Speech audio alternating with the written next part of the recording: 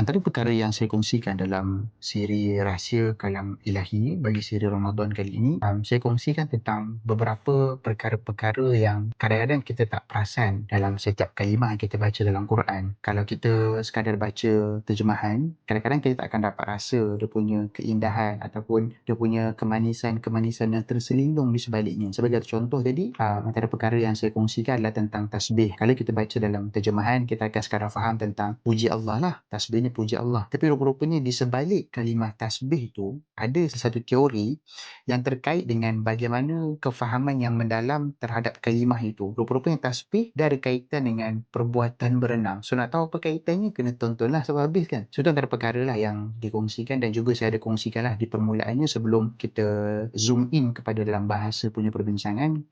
Saya ada juga pertengahkan tentang nak bagi faham dulu juzuk tu pasal apa kan. Jadi saya ada cerita sedikit lah tentang dalam juzuk ni apa perkara yang dibincangkan ataupun perkara yang telah pun didedahkan.